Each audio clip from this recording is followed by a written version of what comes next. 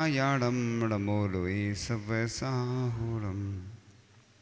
चलते फिरते तीर्थ हैं, हरते सब संताप। हम तो बस इतना जानते आप सरीखे आप। हम तो बस इतना जानते आप सरीखे आप। कुंडलपुर के बड़े बाबा की मूल नायक अत्सयकारी चमत्कारी सरलोहारी मनोहारी श्री वास पूज्य भगवान की परम पूज्य आचार्य भगवान गुरुदेव शिक्षवाड़ विद्यासागर जी महामुनिराज की परम पूज्य मुनि शिक्षवाड़ विमल सागर जी, अनंत सागर जी, धर्म सागर जी आदि समस्त 3 करोड़ 9 करोड़ मुनिराजों की।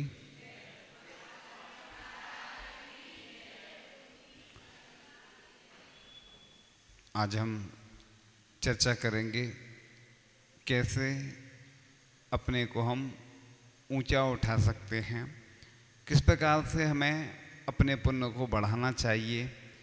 क्योंकि कई लोग प्रश्न करते हैं कि हम ऐसी कौन सी क्रिया करें कि जिससे हमारा पुण्य बढ़े। क्योंकि एक गाथा आती है, पुण्य फला अरहंता। जो अरहंत पद है वह पुण्य का फल है। और उस गाथा को हमने अपने भाव से कहा कि पुण्य फला संता, है ना। यानी पुण्य का फल संत पद भी है। जैसे आचार्य भगवान का पुण्य देखो, एक बार आचार्य जी ने कहा था कि इतना पुण्य भी ठीक नहीं है कि ना आहार कर पाते, ना विहार कर पाते, ना निहार। कहीं भी जाओ भीड़ ही भीड़। किसी कोई व्यक्ति इसलिए परेशान रहता कि हमारे पास भीड़ नहीं आती, और आचार्य जी इसलिए परेशान रहते कि भीड़ ही भीड़ आती तो परेशान। तो एक बार आचार्य जी ने अमरकंटक में हम लोगों के सामने बात रखी। आचार्य जी बोले कि इतनी सारी भीड़ आती है, अब आप लोग व्यवस्था करो। ये तो बात कई बार रख चुके थे आचार्य जी, लेकिन फिर पहली बार ऐसा हुआ था। तो फिर हम लोगों की बैठक चल रही थी, आचार्य जी बैठे थे, सभी मुनि महाराज बैठे थे। उस समय हम भी आचार्य जी के साथ आहारचर्या में जाते थे। तो एक वीर सागर पूज्य वीर सागर जी महाराज ने बोला कि महाराज जी अच्छे से करते हैं व्यवस्था। आचार्य जी बोले अब तुम लोग जानो, तय हो गया। अब हमारी ड्यूटी लग गई कि अब आप आचार्य जी के कमरे के बाहर बैठना पड़ेगा। जो भी आएगा पहले उससे पूछना कि क्या काम है, क्या, फिर करके फिर आचार्य जी के पास भेजना। फिर अब हमने कहा ये तो एक बहुत परेशानी वाला काम हो गया। भैयावर्ती तो ठीक है, 19-20 हो गया तो डांट अलग पड़ती है आचार्य जी की। फिर आचार्य जी डांटेंगे, अब क्या करें। फिर इतने में 2-3 दिन बाद आचार्य जी का बिहार हो गया। तो हमने कहा अब वो समस्या नहीं है, बिहार में तो उतनी नहीं रहती है, लेकिन जब भीड़ आती थी बहुत सारी, जब उस समय भी ऐसी स्थिति बनी थी।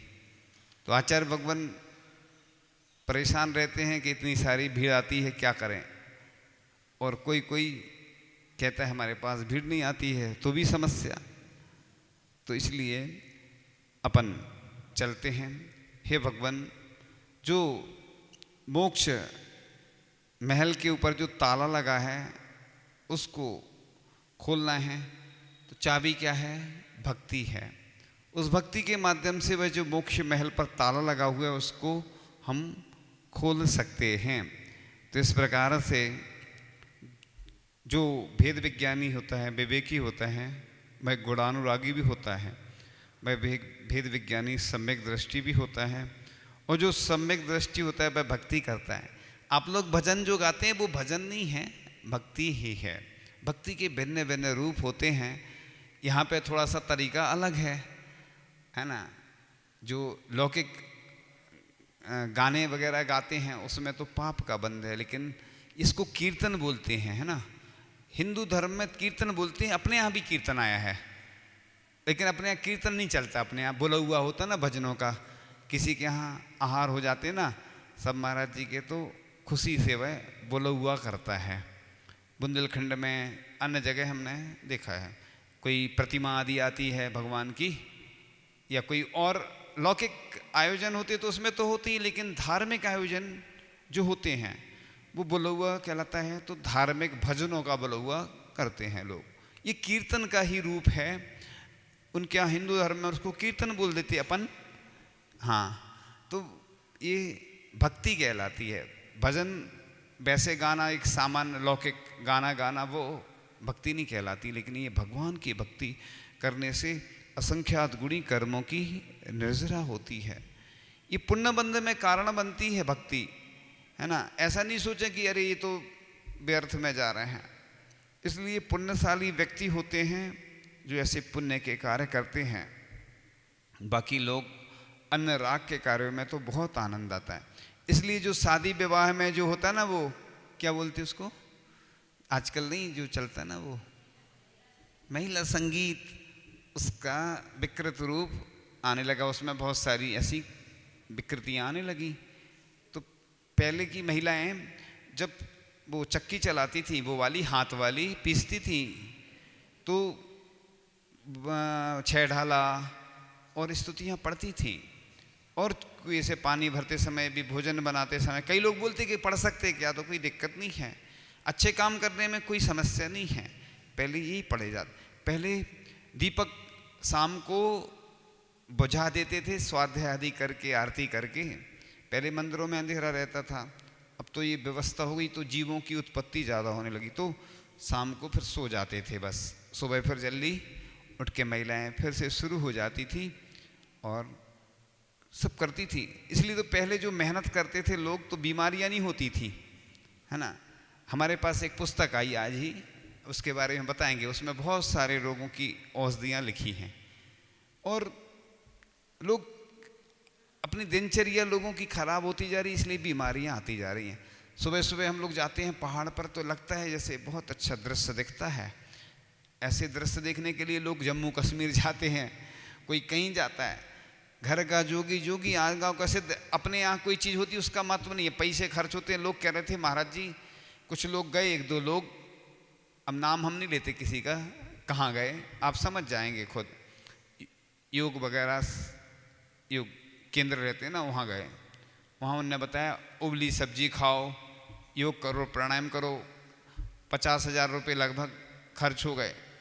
अब बताओ वही चीज़ अपन बताएंगे तो लोग नहीं करेंगे। और उधर जाके लोगों की, हमें मालूम है लोगों की मेंटलिटी वही रहती है। एक डॉक्टर थे, वो गांव में जाकर के इलाज करते थे। किस लिए करते थे वो इलाज? क्योंकि वो प्रैक्टिस कर रहे थे, सीख रहे थे। तो उनने सोचा कि चलो गांव में अपन सीख लेंगे, मतलब अभ्यास भी हो जाएगा। और लोगों को ज़्यादा महंगी दवाई नहीं देते थे।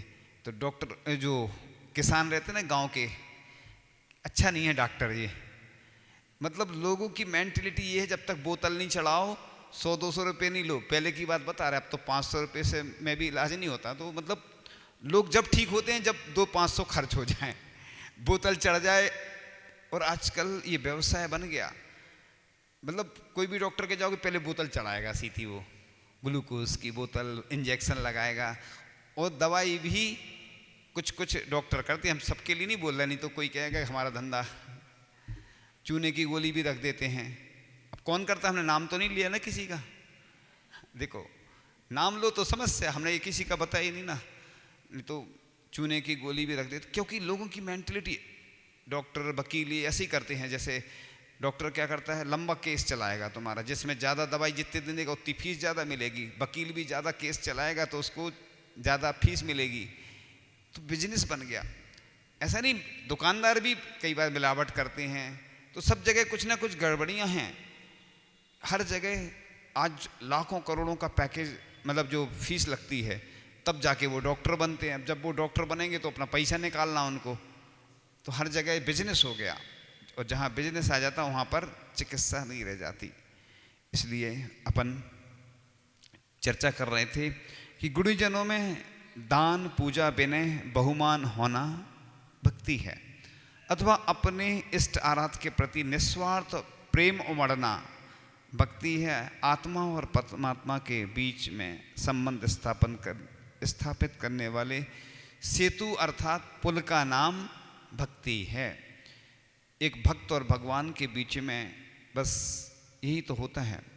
एक बार आचार्य श्री के पास एक व्यक्ति आए जो जैन नहीं थे, जैनेतर थे, बहुत बड़े संत थे एक, और वो आए जब, तो बातचीत चल रही थी, तो उन्होंने कहा बस मुझे और कुछ नहीं, बस गुरु महाराज के चरण बस मैं देख रहा हूँ, दर्शन कर रहा हूँ और मेरा हृदय प्रफुल्लित हो रहा है।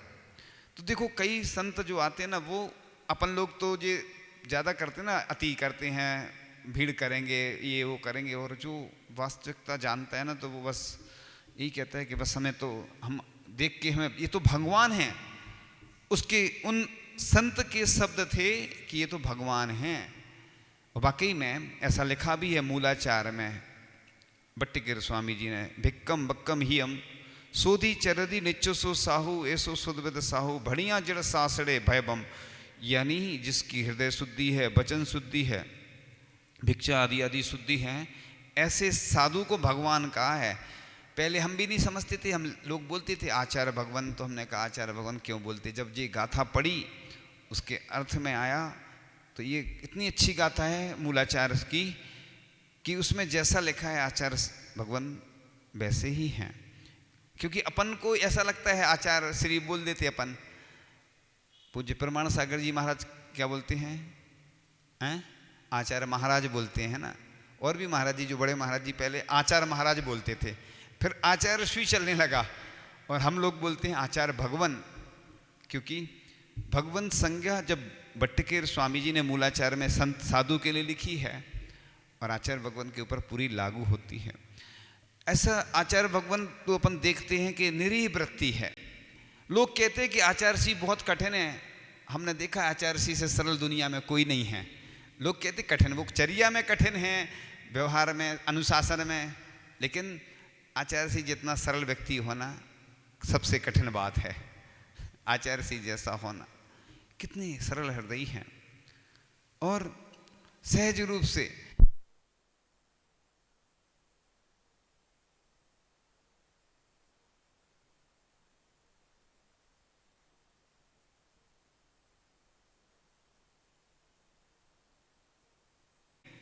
उसी द्रव्य से वो पूजन की द्रव्य लेके जा रही थी और संस्कार कर दिए। केसलंच कुछ दिन पहले किए थे, पिच्ची वही की वही रही होगी। पहले ऐसा जमाना था, देखो आचार्य श्री कितने निरीह वृत्ति वाले थे कि अचानक दीक्षा दे दी, ना कोई चर्चा ना कुछ, ऐसी स्थिति थी।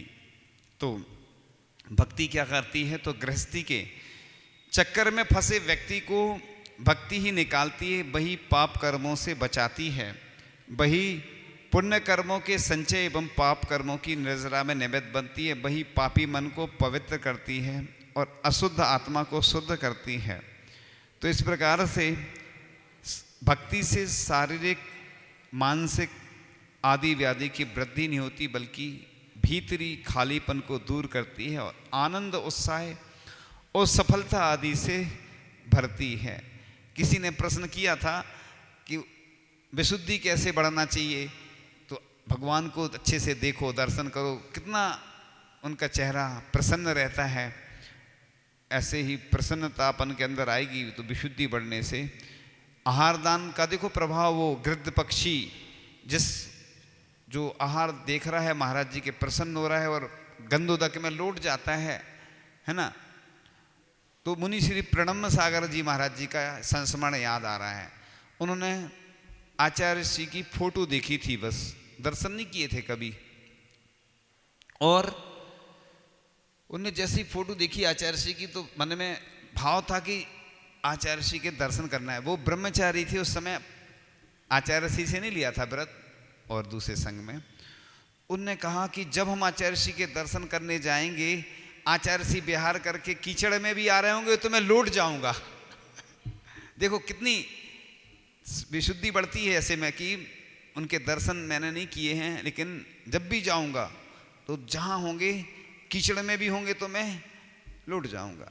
अपन तो क्या करते हैं, कई बार इधर अधिकांश लोग भगवान के दर्शन कैसे करते हैं, देखो चरण छूते जाते सबके, बस बैठ के नहीं करते नमोस्तु भगवान को, खड़े खड़े। अब इतने सारे भगवान है, कौन बैठ के करे। अगर बैठ के दर्शन करोगे तो तुम्हारा सब आसन लग जाएंगी, पूरी प्राणायाम भी हो जाएगा, आसन भी लग जाएंगी, इतने सारे भगवान। इसलिए तो कम भगवान रखते कई लोग कि एक ही बेदी या 2-3 बेदी, क्योंकि ज़्यादा बेदी रखोगे आगे चल के लोग, बस समय है ही नहीं लोगों के पास इतना। फालतू कामों के लिए तो समय रहता है, लेकिन जो अच्छे काम है उसके लिए समय नहीं रहता है। तो इस प्रकार से तो भक्ति जीने की कला सिखाती है, भक्ति मरण से बचाती है, तथा जिस प्रकार से स्वर्ण कभी भी आग की नदी से गुजरने से भयभीत नहीं रहता है, वैसे ही सच्चा भक्त किसी भी परीक्षा से गुजरने पर भयभीत नहीं होता। जैसे अंगारा, हवा, तूफान भयभीत नहीं होता, तूफान से भयभीत दीपक की तरह एक झोंके मात्र से बुझने वाला नहीं, बल्कि उस हवा तूफान से और अधिक धधकने लगता है। कई लोग, जितने भी लोग हैं, सबके जीवन में परेशानी आती हैं। किसी ज्योतिषी के पास जाओगे, वो आपसे कहेगा आपको ऐसा ऐसा हुआ था, आप एक बार मरते मरते बचे थे। सबके साथ होता वो तो क्या होता ना, ज्योतिष गलत नहीं है, लेकिन कई बार कोई लोग कंफ्यूज कर देते हैं। तो ऐसी घटनाएं होती रहती हैं। लोग, ऐसा कोई व्यक्ति नहीं है जो, चाहे महापुरुष हुए हों चाहे सामान्य पुरुष, सबके जीवन में परेशानी आती हैं। और बस आचार्य भगवान को भी हमने जब भी देखा है, जब भी कोई समस्या आई तो वो समय सार की गाथाएं पढ़ना शुरू कर देते हैं, दीवार की ओर मुख करके। बस धीरे धीरे वो पुण्य बढ़ता है। ऐसा भी लिखा है कि धीरे धीरे जब असाता कर्म का उदय चल रहा हो तो अच्छे से भगवान की भक्ति करो।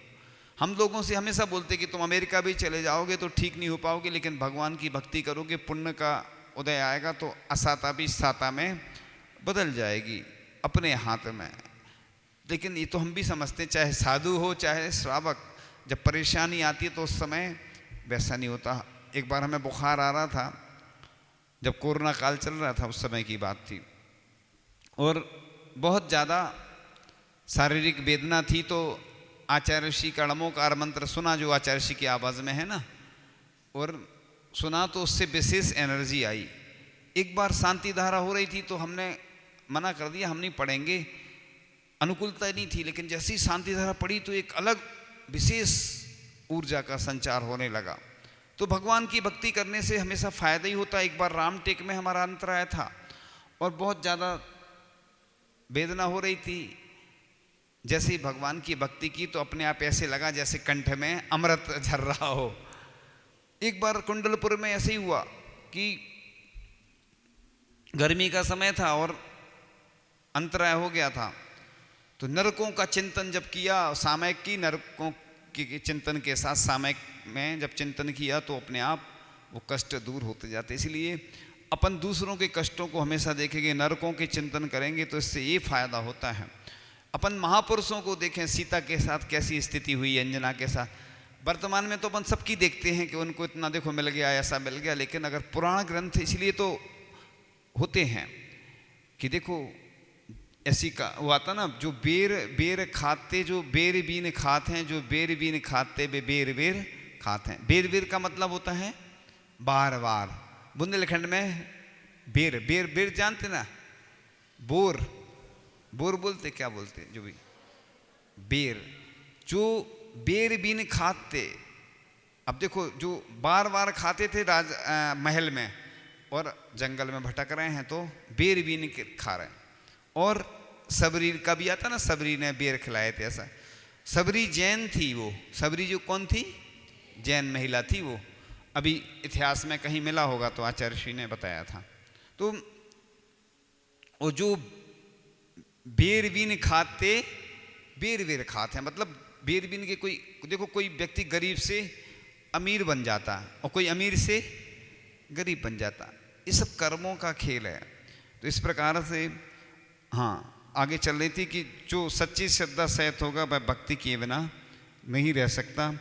जब भक्त भक्ति में तल्लीन होते हैं तब दुनिया के जड़ पदार्थ विलीन होते हैं। जो तो चमत्कार प्रतिमा में नहीं होता बल्कि हमारी श्रद्धा में होता है। जैसे उदाहरण देते हैं ना, आचार्य मानतुंग स्वामी ने भक्ति इसलिए नहीं की ताले टूट जाएं, जब भक्ति की तो अपने आप ताले टूट गए। आचार्य शमंत भद्र स्वामी ने स्वयंभू स्तोत्र लिखा है संस्कृत में। 8वें भगवान चंद्र प्रभु भगवान की जैसी स्तुति बनाई, लिखी नहीं है, बनाई है उन्होंने मुख से, तो बस चमत्कार हो गया। कभी धनंजय का भी उदाहरण आता है, ऐसे कई उदाहरण मिलते हैं अपने यहाँ। इसलिए नहीं कि भक्ति किस लिए करते हैं, दुख खो कम खो वो लाहो सुवी गमनम समाय मरणम जिन गुण संपत्ति हो मध्यम, यानी भगवान आप जैसे गुणों की प्राप्ति हो, दुखों का क्षय हो। अपन को इस भावना से नहीं कि हमारा रोग दूर हो जाए। शांति धारा भी इसलिए की जाती है कि विश्व में से समस्त रोग चले जाएंगे, और विश्व शांति के लिए शांति धारा की जाती है। क्योंकि शांतिनाथ भगवान 16वें तीर्थंकर हुए हैं। आप देखो अधिकांश प्रतिमाएं खड़गासन में कितने फीट की मिलती हैं भगवान शांतिनाथ की, 16 फीट की। 16वें तीर्थंकर, 15वें तीर्थंकर धर्मनाथ के समय तक धर्म का विच्छेद रहा, और शांतिनाथ भगवान के समय से लेकर अभी तक अनवरत रूप से हमारा जैन धर्म चल रहा है। बीच में विच्छेद नहीं हुआ, इसलिए शांति धारा करते हैं, शांति विधान करते हैं। जब भी कोई मांगलिक कार्य होता है, किसी के यहाँ विवाह था, उनने सोचा शांति विधान बाद में कर लेंगे, शादी के दिन उस लड़की का एक्सीडेंट हो गया, तो इसलिए अपन लोग पहले से शांति विधान कर लेते कि जिसमें कोई विघ्न बाधा नहीं आए। और जब कोई मरण हो जाता है तो बाद में 13वें दिन, सूतक तो 12 दिन का होता है, 13वें दिन शांति विधान करते। देखो कितना प्रचलित हो गया। आचार्य ऋषि भी जहाँ जहाँ कोई समस्या आती है ना, मंदिर में तीर्थ पे कोई काम नहीं हो रहा है, बहुत टाइम लग रहा है, तो आचार्य ऋषि बोलते शांति विधान करो। यहाँ भी आदिनाथ वो भक्तांबर विधान चल रहा ना, तो उसी का प्रभाव है। देखो कितना पुण्य बढ़ा कि चातुर्मास मिल गया। सैपुरा में भी हम लोग गए थे, उधर बहुत सारे विघ्न बाधाएं आ रही थी, मंदिर का काम नहीं हो पा रहा था उधर। फिर शायद कल्याण मंदिर या शांति विधान में याद नहीं है, ऐसा शुरू किया था। तो आज उसका इतना पुण्य बढ़ा विधान का कि होना तो पंचकर्णक था कोई मुनिराज के सानिध्य में, लेकिन आचार्य ऋषि का सानिध्य मिला उन लोगों को, और इतना बड़ा पंचकर्णक हुआ, ऐतिहासिक पंचकर्णक। तो यहाँ भी आचार्य ऋषि आ सकते हैं, ऐसा नहीं सोचना कि आचार्य ऋषि नहीं आ सकते। मना तो किया नहीं, किया आचार्य ऋषि ने मना नहीं किया। आचार्य ऋषि जब वहाँ से महाराष्ट्र जा सकते ना, तो इधर भी आ सकते हैं। तो पूजन भक्ति एक सरिता भी है, और पूजन भक्ति एक का श्रेष्ठ, विनय भक्ति का श्रेष्ठ तरीका भी है।